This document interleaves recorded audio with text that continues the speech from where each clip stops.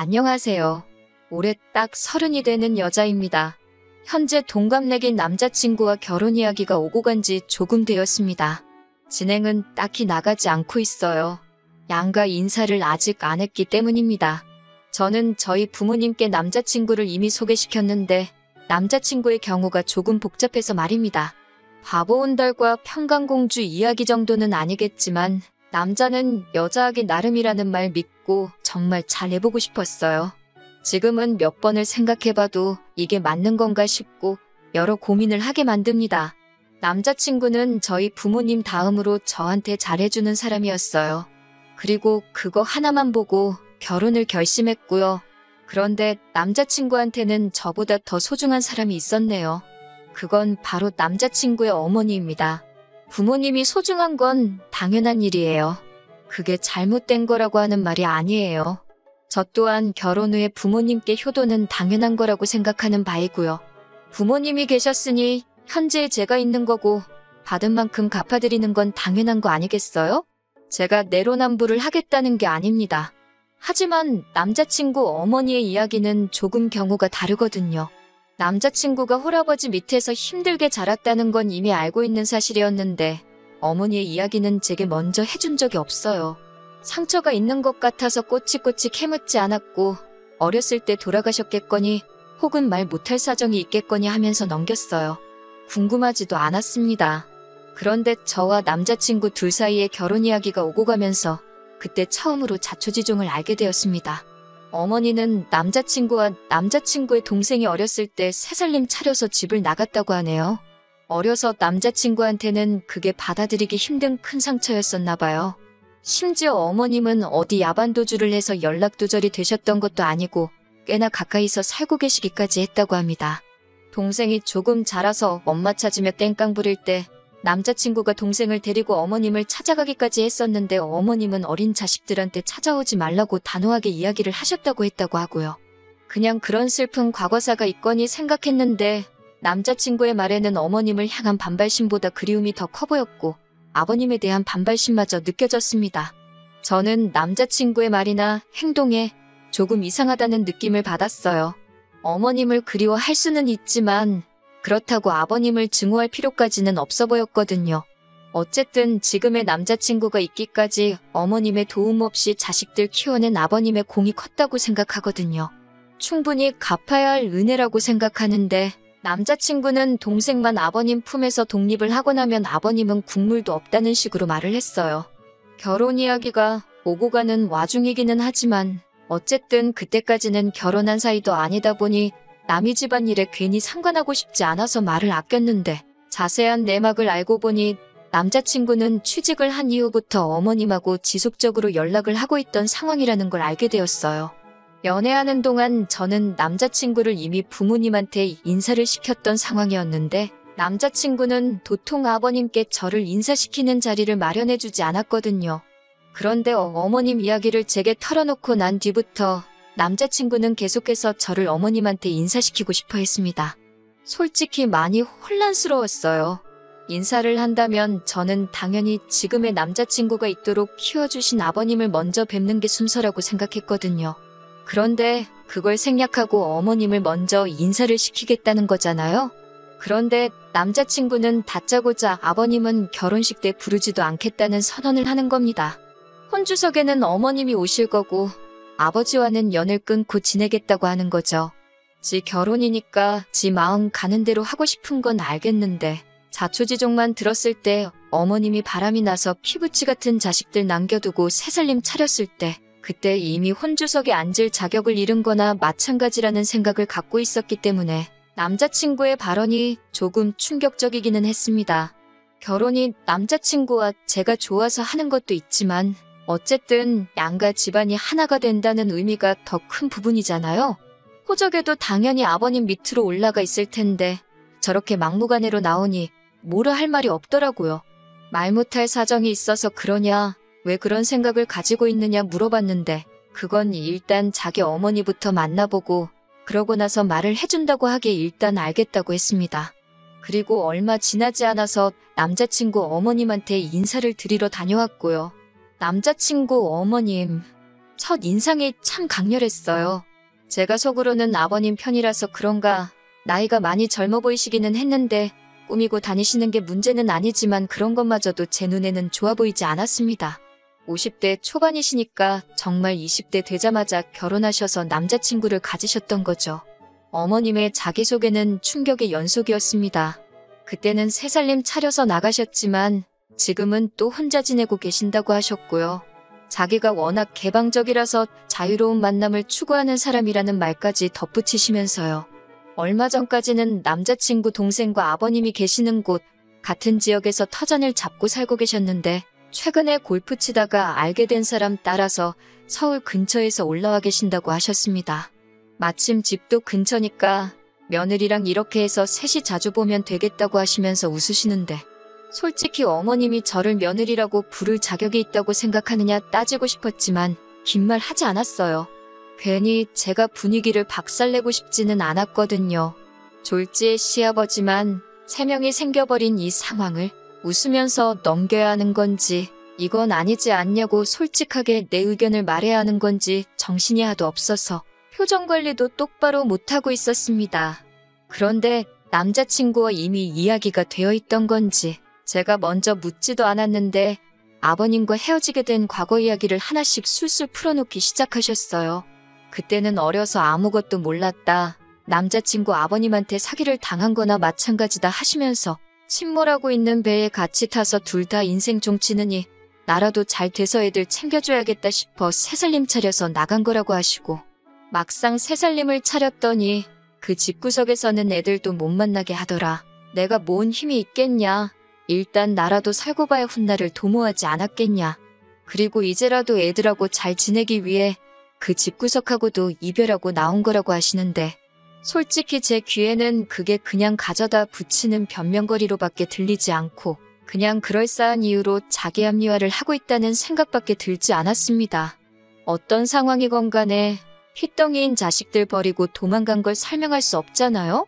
어떻게든 엄마 노릇을 하고 싶었는데 새살림 차린 집에서 못하게 막았으면 진작에 그 집구석을 나와서 혼자 지내시더라도 아버님과 이미 갈라섰다 하더라도 충분히 자식들과 교류하며 어느 정도 뒷바라지를 해주실 수 있던 것 아니겠어요?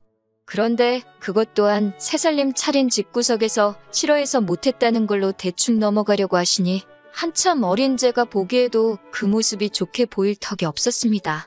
지금 혼자 계신다는 말도 솔직히 자식들 때문에 그런 건지 아니면 재벌은 남 못 주고 밖으로 돌다가 쫓겨난 건지 아무도 모르는 이야기 아닌가요? 그런데 남자친구 취직하고 나서 연락을 해오셨던 걸 보면 제 생각에는 후자에 더 힘이 실리는 이야기 같은데 제가 아버님 대변인으로 나와서 시시비비를 가리려고 나온 자리도 아니고 그때는 어머니 사랑 못 받고 자란 남자친구가 어머니와 함께 있는 것만으로도 너무 좋아 보여서 최대한 크게 따지고 들지는 않으려고 꾹꾹 참고 있었어요. 그동안 못 받은 어머니의 사랑을 받고 싶은 건지 효자 노릇을 하고 싶은 건지 주문한 음식이 나왔는데 어머님 드시기 편하라고 돈가스를 드시기 편하게 조각조각 하나씩 썰어주고 있는 모습을 보니 안쓰럽기도 하고 화가 나기도 하고 참 오만 가지 감정이 교차하더군요. 30살 저희들한테 맛있는 거 사주신다고 데려간 곳이 집 근처 돈가스 집인 것도 조금 그렇긴 했는데 제가 계산을 하려고 했는데 기어코 당신이 계산하신다고 하신 걸 보면 어머님이 정말 상황이 좋지 않은데 어떻게든 잘 해보고 싶다는 진심이 느껴지기도 하고 그때까지는 조금 지켜보자는 생각이었어요. 식사가 끝나고 나서 어머님이 이대로 헤어지기는 아쉽다고 하시면서 당신 집에 가서 과일이라도 먹고 가라고 하시기에 따라갔습니다. 새로 만나시는 분이 있다고 해서 저는 또 새살림을 차리신 건가 싶었는데 그게 아니더라고요. 어머님은 서울에 따로 집을 가지고 계신 건 아닌 것 같았고 연립주택에 새들어 살고 계셨어요. 방 1개에 거실, 주방, 욕실 다 따로 있기는 했는데 사이즈가 그렇게 크지는 않았습니다.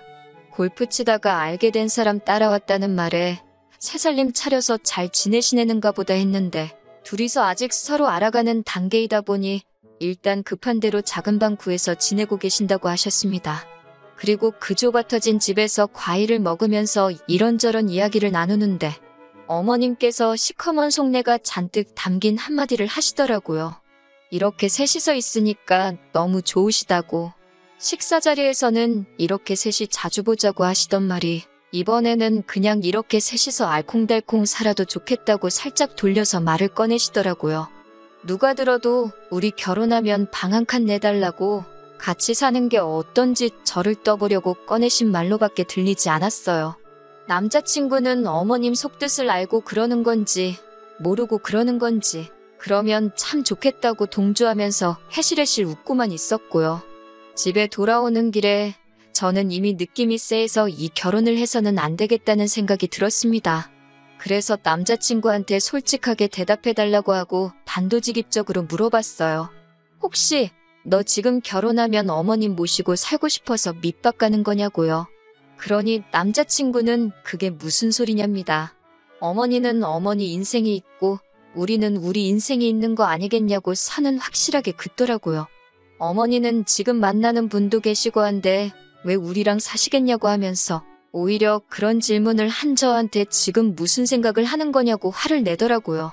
그래서 솔직한 제 심정을 이야기해줬습니다. 내가 느끼기엔 어머님이 우리가 결혼하게 되면 같이 살고 싶어 하시는 것처럼 보였다. 오늘 내 반응을 봤다면 알겠지만 솔직히 너 키워주신 아버님 무시하고 어머님이 혼주석에 앉아 계시게 하는 것도 맞다고 생각하지 않고 오늘 자리가 여러모로 나한테는 불편한 자리였다. 이런 식으로 그간 속안에 담아두었던 이야기를 다 꺼냈지요. 취직 후부터 연락을 하고 지냈다고 하는데 그러면 이제 2년 정도밖에 안 된 거거든요. 같이 사는 것도 아니고 어머니가 새로 만나시는 분 알고 나서 여기 올라오신 지는 또 반년 정도밖에 안 된 건데 언제부터 그렇게 어머님을 잘 알았다고. 남자친구는 우리 엄마 그런 사람 아니라고 하면서 저보고 너무 나쁘게만 보지 말라고 하는 겁니다. 사실 아버님이 다 잘못한 거라고 어머님 편을 들면서 말이죠. 아버님이 애초에 어머니한테 잘했으면 어머니가 자기랑 동생 두고 새살림 차릴 필요도 없었던 거 아니냐. 자기가 지금 이 자리까지 오게 된 것 또한 아버님 덕이 아니라고. 다 자기가 잘해서 여기까지 온 거 아니겠냐고. 그러니 그건 자기가 잘했기에 다 자기 덕이지 아버님 덕이 아니라고 하는 말인 겁니다. 누가 들으면 태어나자마자 지 혼자 벌어서 공부하고 학원 다니고 대학 가고 그랬는 줄 알겠는데 그건 또 아니거든요. 대학 생활을 서울에서 자취생활하면서 학자금 대출도 없이 아르바이트도 안 하고 지냈는데 그걸 어떻게 자기 덕이라고 할 수 있나요? 제가 세상에 너보다 어려운 환경에서 이룰 거 못 이루고 하고 싶은 거 시작도 못 해보고 포기하는 사람들이 한두 사람이 아니라고 복 받은 줄 알고 아버님한테 잘하라고 한마디 했습니다. 그랬더니 갑자기 혼자 욱해서 네가 내 자라온 과정을 아냐 마냐 하면서 울분을 쏟아내더라고요. 근데 딱히 와닿지도 않는 게 솔직히 저도 부모님 밑에서 부족함 하나 없이 자라왔지만 저 또한 속에 담아둔 부분도 있고 불만 가졌던 부분도 있고 그 정도는 다들 한두 개씩 있는 게 아닌가 싶고 그냥 어리광에 투정 부리는 걸로밖에 안 들렸어요. 주로 하는 말에 요지는 결국 자기랑 자기 동생을 엄마 없이 자라게 했으니 전부 아버님의 잘못이고 죄라는데 너보다 더 힘들게 사는 사람이 대한민국의 수두룩백백이라고 일침을 놔주고 싶었지만 더 말해봐야 제 입만 아프고 또 같은 소리만 반복하겠다 싶어서 그날은 그만 이야기하자고 말하고 그냥 집에 돌아왔어요. 며칠 동안 만나자는 남자친구 연락을 이 핑계 저 핑계 대면서 피하고 혼자서 곰곰이 생각해보다가 결국 결론이 나지 않을 것 같아서 이렇게 사연을 적어봅니다. 남자친구의 어머니를 향한 그리움이 저렇게 뒤틀린 효심이 돼버린 것 같아서 걱정입니다. 이거 아무리 생각해도 결혼 잘 못하는 것 같은 생각이 들어서 고민이 많습니다. 한편으로는 다른 사람도 아니고 자기 어머니 일이기에 충분히 저럴 수 있다는 생각도 들고요. 정말 4년이라는 긴 시간 동안 연애하면서 저한테 화낸 적 단 한 번도 없었던 자상한 사람이거든요. 정말 성실하고 아버님이 혼자 지방에서 몸쓰는 힘든 일 하시면서도 남자친구 서울에 대학 보내고 자취시키고 할 정도로 공부도 잘했고 솔직히 흠잡을 곳 하나 없는 사람이거든요. 덕분에 남자친구의 아버님이 공이 더 크다고 생각하기도 하고요. 아무리 생각해도 저 혼자서는 도무지 답도 안 나올 것 같아서 여러분들 의견 좀 들어보려고 이렇게 사연 하나 보내봤습니다. 안녕하세요. 정확히 3주 만에 다시 찾아뵙네요.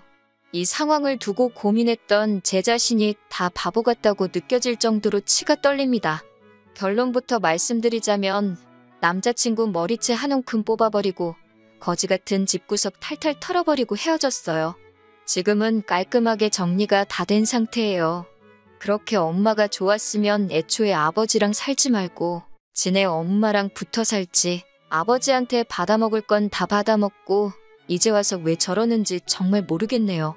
생각을 정리할 시간이 필요했기에 남자친구와 그동안은 되도록 만나지 않았습니다. 그런데 남자친구도 제가 별것도 아닌 이유를 말하면서 만나는 걸 피하니까 뭔가 눈치를 챘었나 봐요.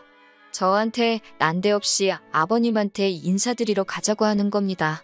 저랑 만나지 않았던 동안 어머님하고 무슨 일이 있었던 건지 심경의 변화가 있었던 건지 저는 몰랐죠. 제가 아버님 쪽에 편을 들기는 했지만 그건 어머님이 너무나도 말이 안 되는 상황이었기에 그랬던 거지 실제로 만나뵌 적은 한 번도 없었거든요. 그래서 아버님을 한번 뵙고 싶기는 했어요. 아버님이 하시는 걸 보면 남자친구가 어떤 성격을 가지고 있는지, 왜 저러고 있는지, 아버님을 왜 저렇게 싫어하는 건지 어느 정도 남자친구의 상황을 이해를 할 수 있을 거라고 생각했거든요. 그래서 남자친구를 만나 출발했습니다. 그런데 경부고속도로에서 갑자기 수원으로 차가 빠지는 겁니다. 아버님 계시는 곳은 절대 아니죠. 수원 쪽에는 어머님이 계시는 곳이거든요. 뭐 하는 거지 싶었는데 차가 익숙한 길로 접어들더니 어머님 지내시는 집으로 가더군요.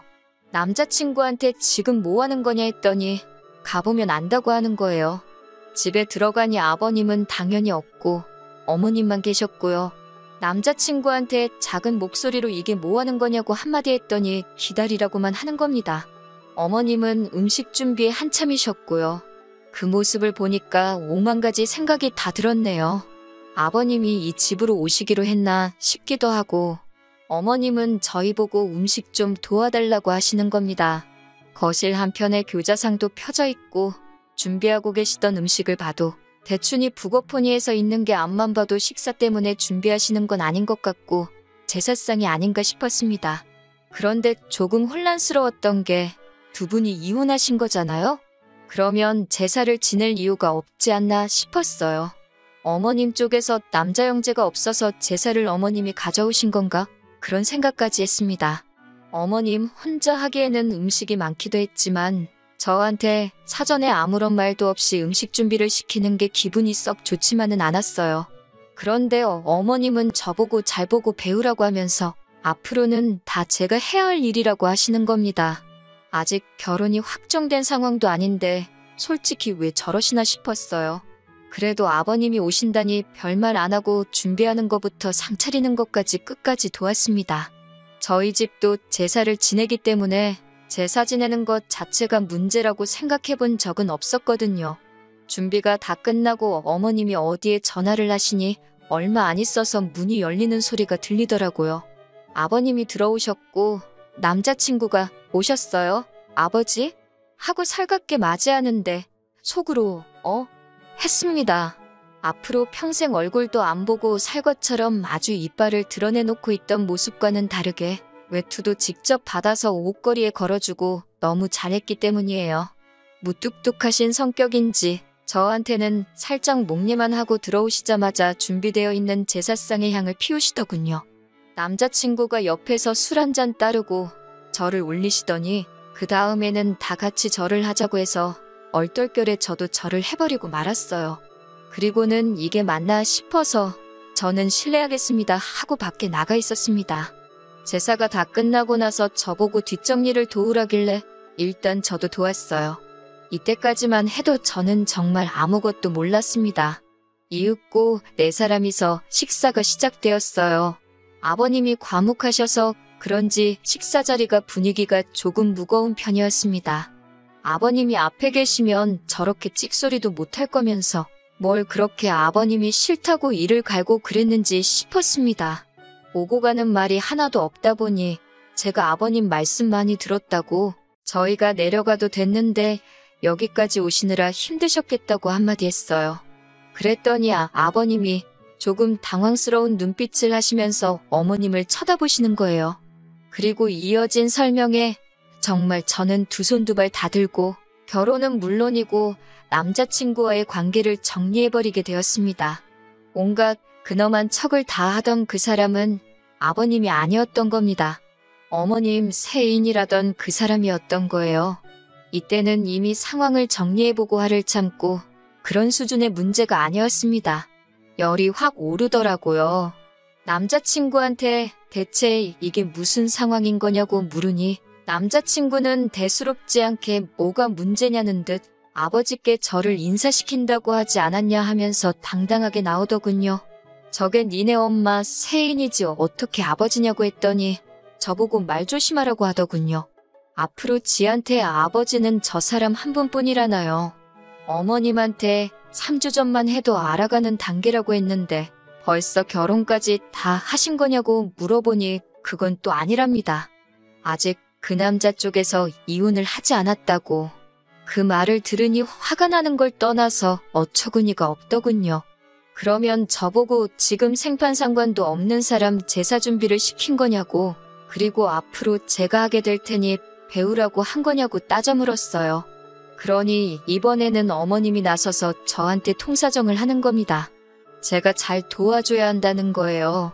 자기가 그 남자분하고 잘 되려면 제사를 이어받아야 한다고요.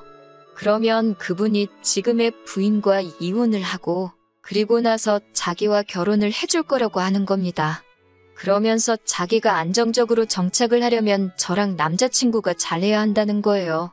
어머님의 세이는 애초에 제가 남자친구랑 분위기가 안 좋아지기 시작할 때 몰래 외투 챙겨서 밖으로 슬금슬금 나가던데 알고 보니 자리를 피해준 게 아니고 분위기가 이상해지니까 아예 집으로 꽁지가 빠지도록 내빼버린 상황이었고요. 정말 토시 하나 틀리지 않고 어머님한테 지금 제정신으로 하시는 말이냐고 한마디 했습니다. 어머님이 잘 되기 위해서 지금 남의 집 귀신을 아직 결혼도 안 한 예비 며느리한테 떠넘기는 거냐고요. 제가 따따따 쏘아붙이며 어머님을 몰고 가니 남자친구가 저한테 버럭 소리를 지르더군요.